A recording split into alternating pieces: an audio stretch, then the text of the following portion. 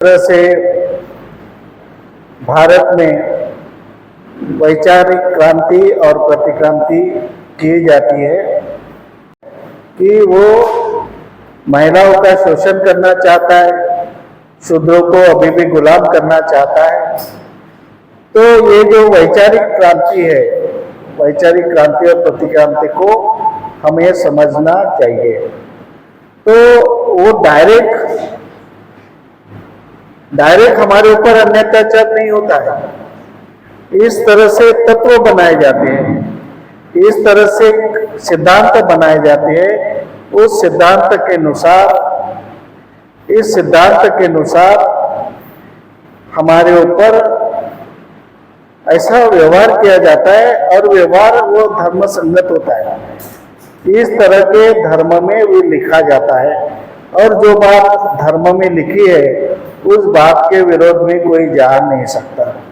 तो इस तरह से ये कर्म सिद्धांत लिखा गया है कि कर्म सिद्धांत में ये बताया गया कि जो कुछ इस जन्म में आपको भोगते हैं, आप जो भी ये सारी बातें होती है तो तुम्हारे पूर्व जन्म के कर्म के अनुसार, तुम्हारे पूर्व जन्म में जो भी तुमने पाप किया है उस पाप के अनुसार इस वर्तमान जीवन में तुमको भरना पड़ेगा।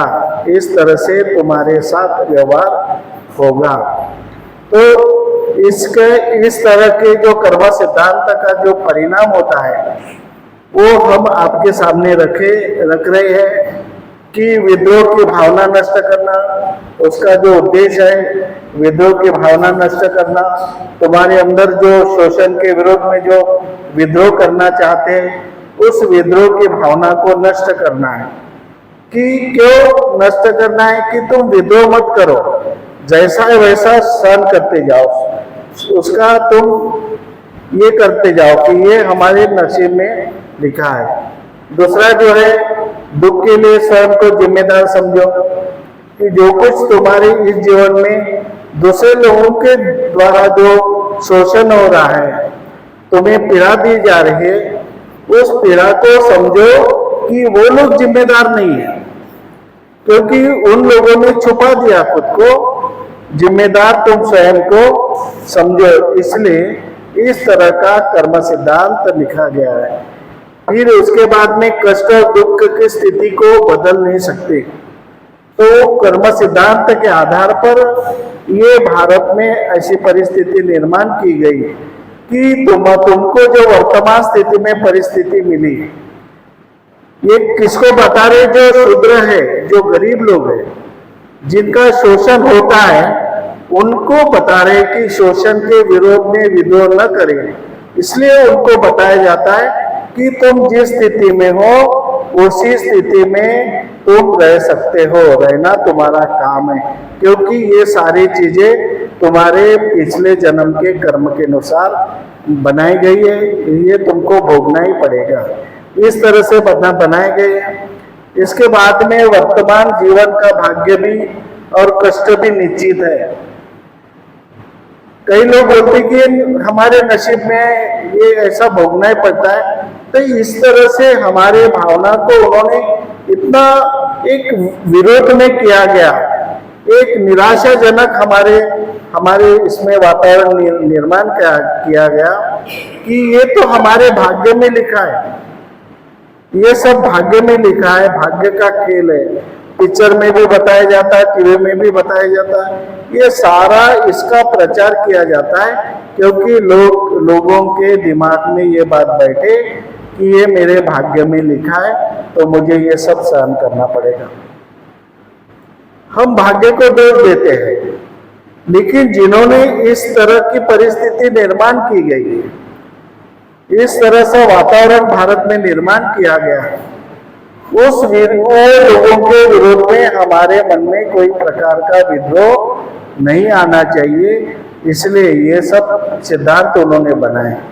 उसके बाद में शूद्र और स्त्री के मानवतावाद को तहस नहस कर देना कि जो मानवतावाद किसको कहते हैं? मानवता का मतलब है समता, स्वातंत्र, बंधुभाव और न्याय। मैत्री भाव, इसको बोलते हैं मानवता। तो ये शूद्र के साथ और महिलाओं के साथ मानवतावाद से व्यवहार न हो, उनके साथ दुय्यम व्यवहार हो, उनको असमान मानो, उनका तिरस्कार करो, उनका शोषण करो, उनको छेड़ो, उनके मानवता को तहस नहस कर दो, ये सिद्धांत बनाए गए। इस तरह के शूद्र लोगों को और महिलाओं को मानवतावाद से बिल्कुल दूर रखो, उनसे मानव जैसा व्यवहार मत करो। इसलिए महिला अगर तड़पती रही तो पहले पूछ लेते, ये महिला शोषित है, उसको तड़प रही, उसके ऊपर अन्याय अत्याचार हुआ, पहले सोचते वो कौन से समाज की है, पहले पूछताछ करेंगे, ब्राह्मण नहीं है ना। फिर उसका कितना भी तड़पता रहो, कितना भी उसके ऊपर अन्याय होते रहो, तो उसके बारे में उनके मन में किसी प्रकार की करुणा दया भाव निर्माण नहीं होता। क्यों नहीं होता? क्योंकि उन्होंने ये लिख के रखा है कि इनका कर्म ही जवाबदार है। ये पिछले जन्म में पाप किए, इसलिए इस जन्म में महार समाज के घर में पैदा हुए, चमार समाज के घर में पैदा हुए, वाल्मीकि समाज के घर में पैदा हुए, शेड्यूल कास्ट के घर में पैदा हुए, क्योंकि उनका पैदा होना इसलिए कि उन्होंने पहले के जन्म में पाप किया है, इसलिए ये जन्म में ऐसे परिस्थिति में उनका जन्म हुआ। और ब्राह्मण के कुल में जो जन्म हुआ, तो वो कहते हैं कि हमने पिछले जन्म में बहुत पुण्य कर्म किया था, इसलिए हमारा जन्म ब्राह्मण घर में हुआ। हमारा काम है, ब्राह्मण का काम है, सर्वश्रेष्ठ हम लोग हैं, इस जमीन के भूदेव है, इस जमीन के हम सुपरमैन हैं। इस तरह से उन्होंने ये जाल बनाया गया। इस जाल में मछली जब जाल में फंस जाती है तो इस जाल में तड़प तड़प के दम तोड़ देती है, लेकिन इस जाल से मछली बाहर नहीं निकलती। इस तरह से जाल चारों तरफ बुने हुए हैं, उस जाल को हम समझने की कोशिश करना चाहिए।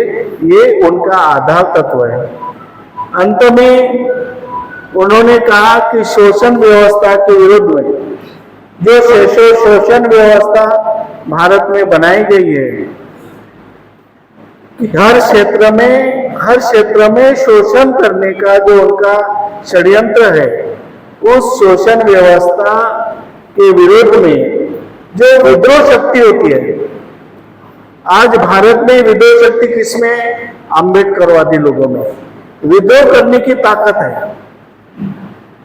ये विद्रोह करने वाले लोग हैं, बाबा साहब को मानने वाले लोग, ये पूरे भारत में विद्रोह करने वाले लोग हैं। इसलिए वो क्या कहते हैं कि विद्रोह शक्ति को नष्ट करना, यानी आम्बेडकरवाद को ये विद्रोह करने वाले लोग हैं, चाहे शेड्यूल कास्ट के कोई भी जाति में पैदा हो, लेकिन जो बाबा साहब को मानता है वो विद्रोह करने वाले लोग हैं। अब ये विद्रोह शक्ति है, ये बहुत बड़ी ताकत है। इस ताकत को कैसे नष्ट किया जाए, इसके बारे में भी प्लान बनाए जाते हैं और हमारे शक्ति को डिवाइडेशन किया जाता है, हमारे शक्ति का बंटवारा किया जाता है, हम लोगों को इकट्ठा संगठित नहीं होने देते।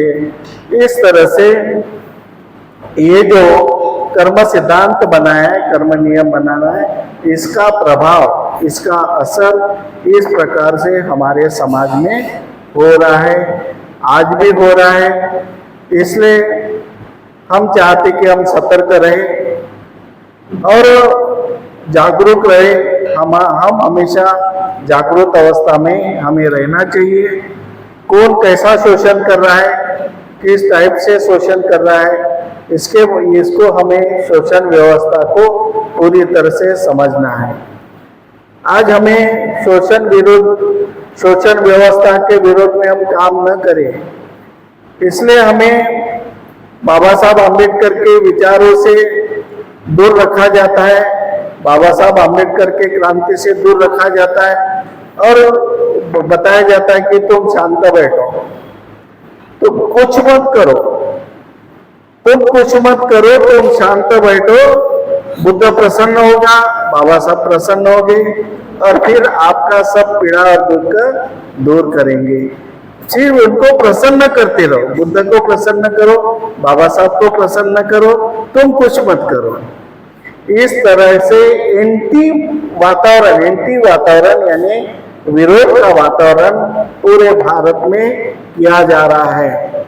अब बाकी देशों में जो वातावरण होता है उसका हमें कुछ लेन देन नहीं है, क्योंकि बाकी देशों में जो भी उनकी कार्य प्रणाली है, बाबा साहब आम्बेडकर कहते हैं कि बाहर देशों में बुद्ध धम्म की जो कार्य प्रणाली है वो उनके देश में जो परिस्थिति है उसके अनुसार शायद ठीक हो सकती है, लेकिन भारत में जो परिस्थिति बनी हुई है, भारत में जो शोषण व्यवस्था है, हर क्षेत्र में शोषण है, पढ़ाई के क्षेत्र में शोषण है, तुम्हारे अधिकार के क्षेत्र में शोषण है, तुम्हारे आर्थिक क्षेत्र में शोषण है, तुम्हारे सामाजिक क्षेत्र में शोषण है, तुम्हारे धार्मिक क्षेत्र में शोषण है, हर जगह तुम्हारा शोषण है। ये भारत में शोषण व्यवस्था है। इस भारत में शोषण व्यवस्था जो है उसके विरोध में तुम्हें विद्रोह और संघर्ष करना पड़ेगा। इसके लिए हमें बाबा साहब आम्बेडकर के विचारों को मान करके, बाबा साहब आम्बेडकर के विचारों के आधार पर यहाँ पर हर क्षेत्र में काम करना पड़ेगा। बाबा साहब आम्बेडकर को सामने रखना पड़ेगा। बाबा साहब आम्बेडकर ने बुद्ध को सामने रखा और बुद्ध के विचार बाबा साहब ने लिया, लेकिन बुद्ध के विचार जो है कुछ लोगों ने बुद्ध के विचार को इधर उधर अंधश्रद्धा निर्माण करके उनके जो बुद्ध के मूल विचार हैं उस मूल विचार को उन्होंने उसमें बदलाव करके ज्यादा अंधश्रद्धा में निर्माण करने का आज बड़ा षड्यंत्र चालू है, बहुत कोशिश चालू है। तो हमें इसके बारे में चिंतन करना पड़ेगा, सोचना पड़ेगा कि ऐसी परिस्थिति में हमें क्या करना है, किस तरह से काम करना है, ये सब बातें हमें समझ करके काम करना पड़ेगा। और इसलिए ये जो आधा स्तंभ है कर्म सिद्धांत, ये ब्राह्मणी कर्म सिद्धांत है, ये आधार तत्व है उनका, ये विचार आधार तत्व है, ये विचार आधार तत्व है। इसलिए ये जितने भी आधार तत्व है, मैंने जो बताया आधार तत्व की, उनके ग्रंथों के बारे में अंधभक्ति के ग्रंथों में जो लिखा है वैसा ही करना पड़ेगा, ग्रंथों के बाहर नहीं जाना है, ग्रंथों में जो लिखा है उसके प्रश्न चिन्ह उपस्थित नहीं करना है। ये जो ग्रंथों के बारे में अंधभक्ति है ये भी ब्राह्मणवाद का एक आधार तत्व है। उनके वेदों में, उनके ग्रंथों में, रामायण महाभारत में इतनी अश्लीलता लिखी गई है, वो तुम मत पढ़ो, जैसे वैसे रहने दो, उसमें किसी प्रकार का चाहे वर्ण व्यवस्था भी हो उसमें तुम किसी प्रकार का बदलाव नहीं कर सकते। ये उनका आधार तत्व है। जो जाति व्यवस्था है, क्रमिक समाज व्यवस्था है, वो भी जैसे वैसे रहने दो, उसके ऊपर तुम काम मत करो, ये भी उनका आधार तत्व है। उसके बाद में पुरोहितवाद, ये भी उनका आधार तत्व है। पुरोहित को मान सम्मान दो, पुरोहित जो भी करेगा वो सही करेगा, पुरोहित के विरुद्ध में तुम कुछ नहीं कर सकते, पुरोहित शोषण करेगा तो भी कुछ नहीं बोलना है तुमको। इस तरह से ये जो बातें उनके आधार तत्व है, वो आधार तत्व को हमें समझने की आवश्यकता है और उसके अनुसार हमें काम करने की आवश्यकता है। तो ये एक विषय हो गया, समाप्त करते हैं। भंतेजीला वंदामी म्हणते, सर्वांना जय भीम नमो बुद्धाय। जो आज का जो विषय है ये वैचारिक क्रांति और प्रतिक्रांति। तो ये वैचारिक क्रांति और प्रतिक्रांति के लिए अभी जो भंते जी ने जो यहाँ पे 7 पॉइंट दिए गए हैं,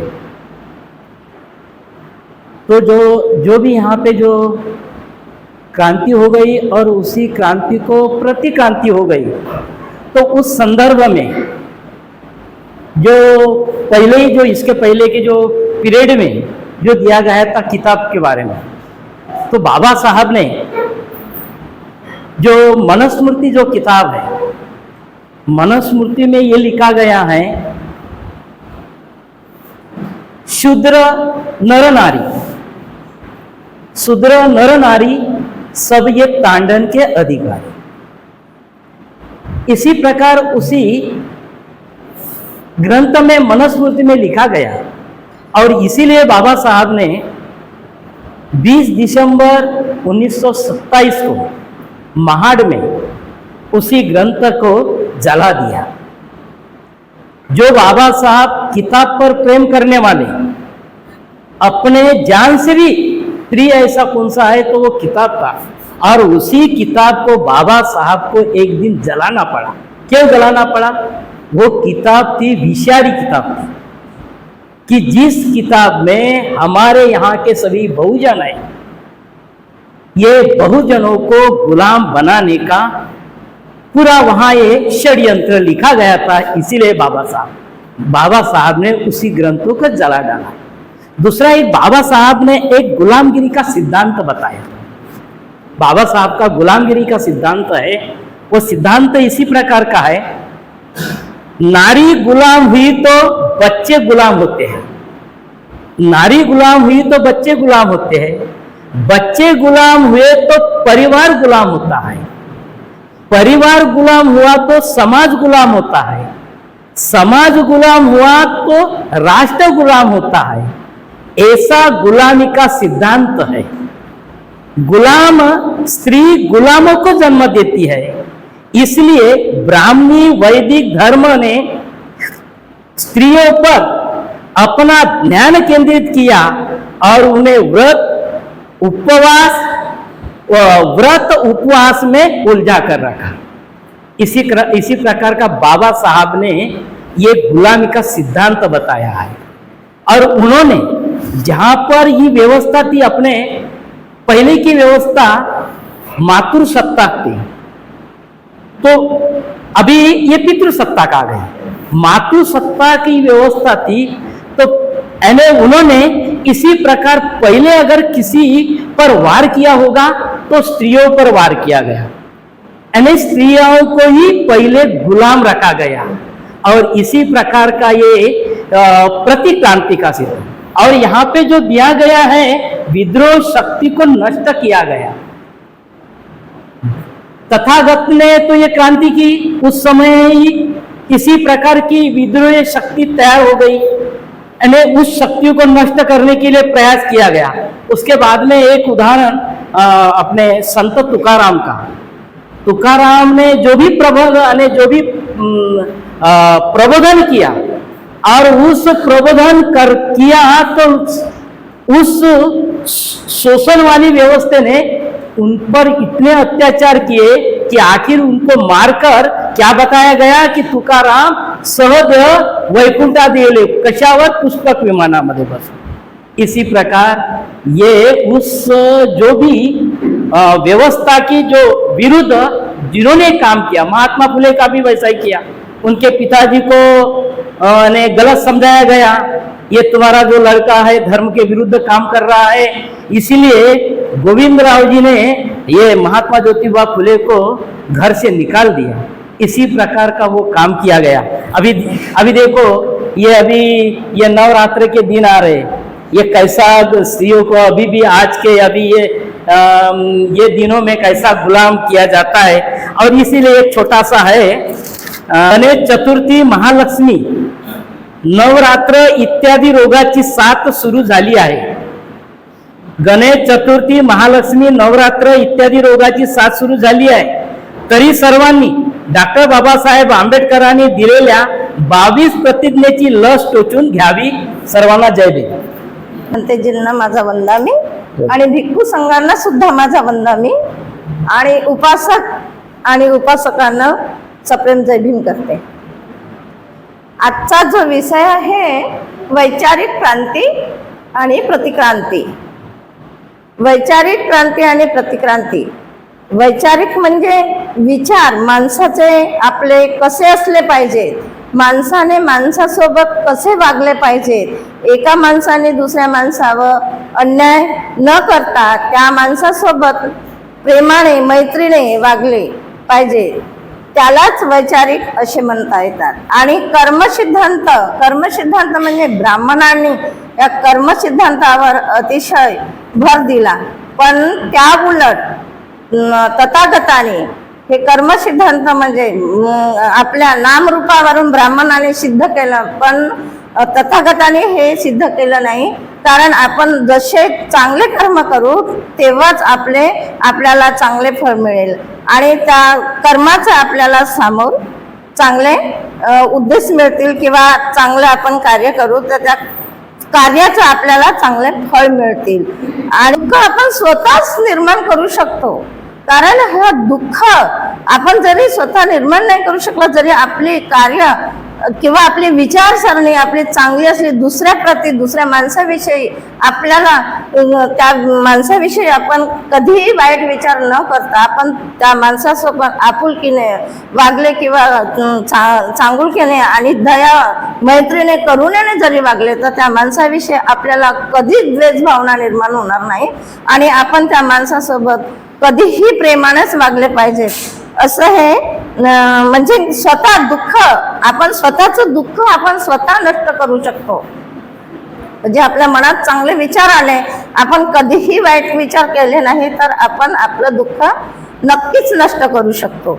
भगवंतांनी सांगितलं की अंतदीप भव, स्वयंप्रकाशित व्हा, स्वतःचं दुःख आपण स्वतः नष्ट करा आणि दुसऱ्यांना पण दुःख न देता आपण चांगलं वागलं पाहिजे.